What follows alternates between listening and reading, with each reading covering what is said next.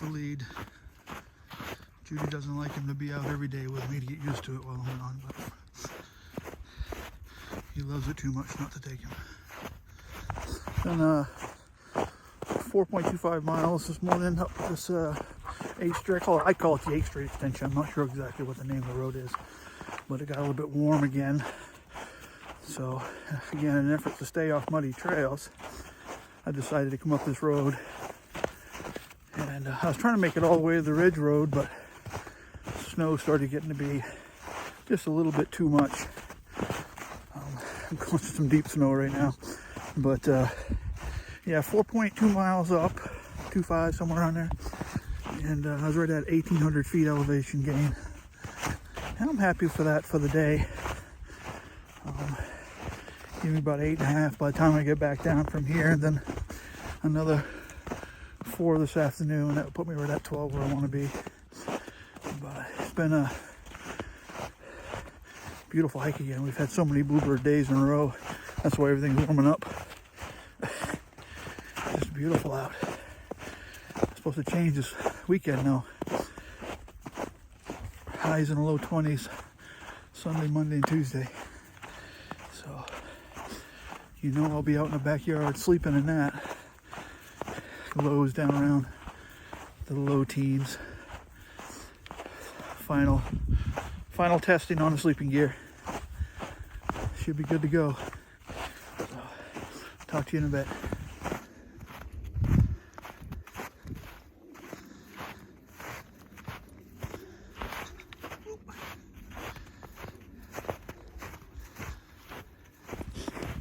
I'm going back and forth on whether I should take my alpaca hoodie. I love that thing, but you know, sometimes you get too wrapped around weight, and it's considerably heavier than my alpha fleece hoodie, which keeps me very warm as well. But the last few days in the really cold weather, before it started warming up again, I started using throwing the alpaca fleece on again, and what an amazing fiber that is. I'm able to hike uphill and take off my wind shirt, be comfortable, you know, without over sweating. And then I'm finding I don't have to throw my wind shirt on back downhill very often. I think it's just incredible. With the alpha fleece, I definitely have to throw my wind shirt on, but boy, is that thing warm when you do. So the battle continues. What will I actually have in my bag when I leave? I don't know. But boy, do I love that alpaca. Little gear update. I'm still messing around with my cook system, trying to figure out the ultimate lightweight way to not use a ton of freezer bags or a ton of Ziploc bags.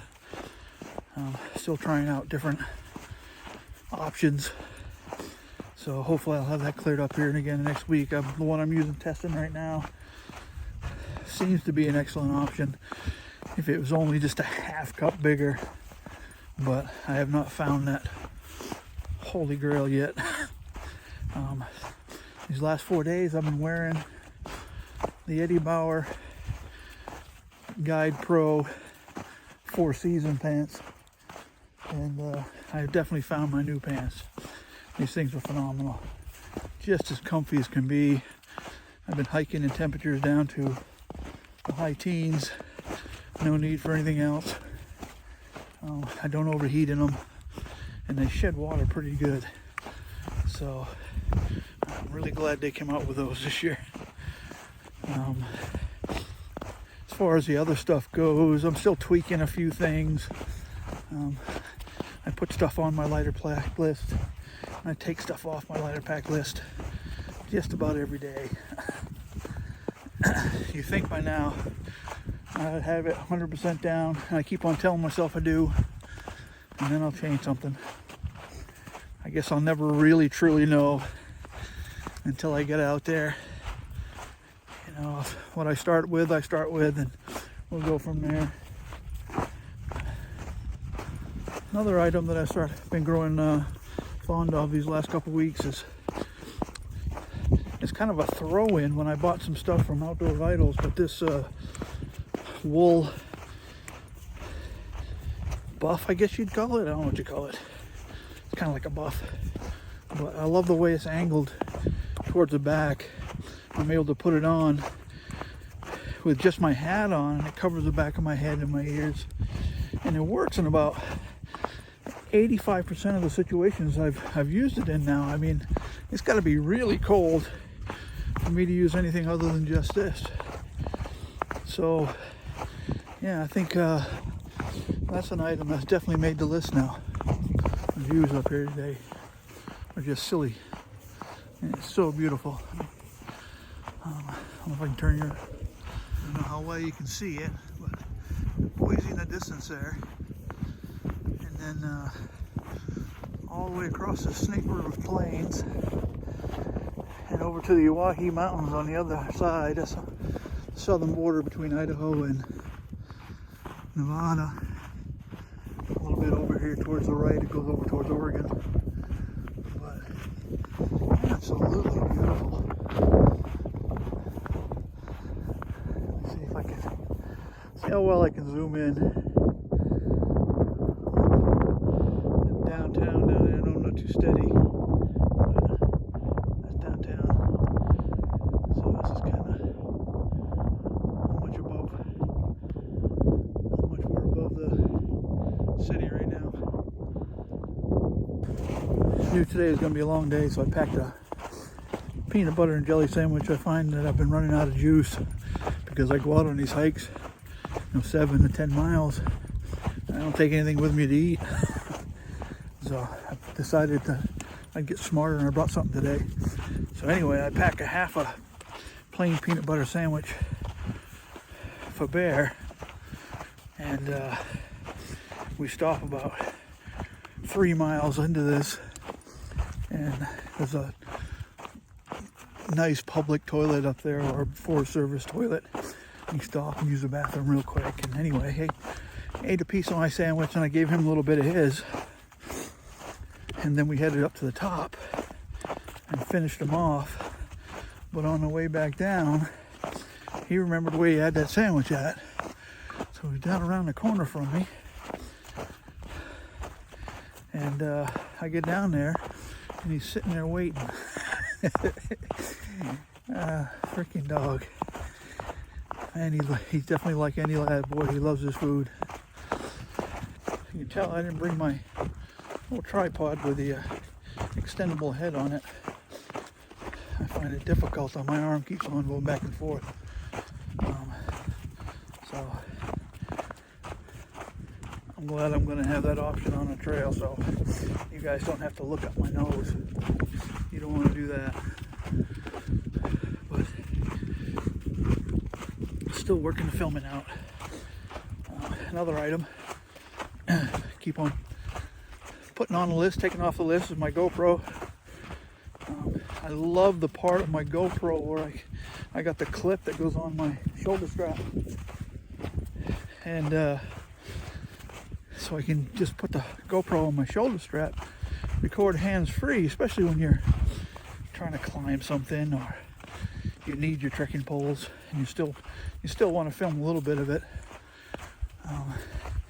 So I think the good outweighs the weight of it. I did back off on taking so many batteries. I just wish they did the new battery, the extended life battery for my Hero 7 Black, but they don't. I honestly can't tell the difference in the size of the shape between the 10 batteries and the 7 batteries, but I guess there is a difference. I don't know. Maybe somebody can tell me if there really is a difference. But I'm pretty sure I'll be taking the GoPro just for the convenience. I know the batteries don't last that long in the wintertime, but I found good luck with recording for a little bit with the GoPro and then sticking it in my pocket. I've been able to film an entire 8-10 mile hike out here, on really cold days, and have that one battery last the whole time. Of course, I'm not taking a lot of long video footage or anything else. I'm taking real quick shots. But I like it a lot better. It's a lot lighter than holding this damn phone up, though, I tell you that. Even though I do like the video from the phones, they've come a long ways. I've been working on putting a kit together for a new bear hanging system that I've seen from a couple of different people now. I've been PCT hanging my food bag for years and got pretty good at that. But as you know, like everybody else, finding a suitable tree with a limb high enough and be able to get it at 10 feet off the ground and 6 feet away from the tree, you know, it gets pretty hard sometimes. So I've been studying this 2-line system, and I got my kit all put together, and I think this afternoon I'm gonna go to my local park and start working on it. If I can remember, I'll take some video of me trying to get this 2-line system down. One of the biggest problems I have with the PCT hang is when your bag gets pretty heavy, sometimes it's really hard to lift that bag up, especially if people come along. When I hike with other people, they all want to put their bag on one. It gets really hard to lift up. With, you know, from what I've seen on this 2-line system, it's a lot easier to lift the bag up. So we'll see. I'm going to give it a try. Just another thing to work on in the next couple weeks. I've been using a Garmin Instinct 2 solar watch for the last 6 months or so, I guess. And whenever I go out on these hikes, I record them and then download it to the Garmin app, and it comes up with all these interesting stats. And one of them is about your training, and about the last 6 months, that training stat has always just said maintaining, based on, I don't know what it bases it, heart rate, all that kind of stuff. This last week, since I've been really hitting this elevation hard and doing I think I've been averaging, the lowest my day I've done is 9 miles. And I've done up to 12 miles, and today will be a 12-mile day, and most days in between that were 9.5 to 10 and 11. But I noticed these last few days, that little status says I've been overreaching. You might want to back off a little bit. But then again, other stats say I'm doing fantastic, and I feel great. After my 6th day, I think tomorrow's Friday. Yeah, after my 6th day, I'm going to take a day off on Saturday after 6 days straight of this. Over 60 miles and 10,000 feet of elevation. I'm going to take a break, but I want you to know my sleep score has really gone up. I've been sleeping like a rock in the evenings. I hope that translates to the trail, I can tell you that. Let's talk about shoes real quick.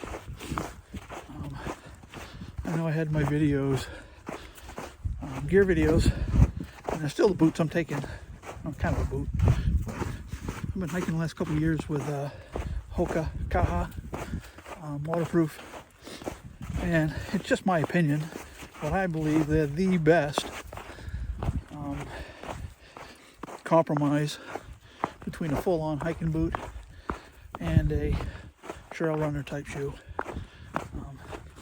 Have a fantastic sole, Vibram sole, fantastic grip. I really love them. I wear them now with Superfeet, Trailblazer insoles, and they seem to work fantastic. But one shoe, and all my testing of shoes, and I've tried Hokas and Topos, and the Hoka low tops, and like Topos, and New Balance, and Brooks. I mean, just about them all.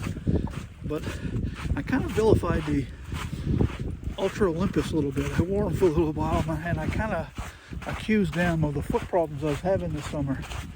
Wore them for like a week and did a couple of trail runs in them, stuff like that. But the foot problems were starting before I tried the Ultras. But I finally got my feet back to feeling pretty good. And we went on vacation last week to Hawaii. I took those with me, and I'm really falling in love with the Superfeet Trailblazers. And so I threw a pair of those in there.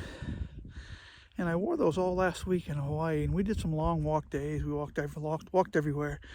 I went up and down the stairs every day in the hotel. And I gotta say, they may be the shoe that I go to in the summertime. You know, once I get out of the cold weather. My feet felt fantastic wearing them. Had no problems whatsoever. I love the wide toe box, the comfort of them, and of course the Olympus has a lot more cushion. But yeah, I just wanted to mention that I kind of vilified the Olympus or the Ultras a little bit, but I think it was more my issue than it was the shoe issue. All right, just getting back to the truck. Stats for the day: 8.3 miles, 1,791 feet elevation gain, and it's just clicking over to 3 hours and 30 minutes. I'm pretty happy about that.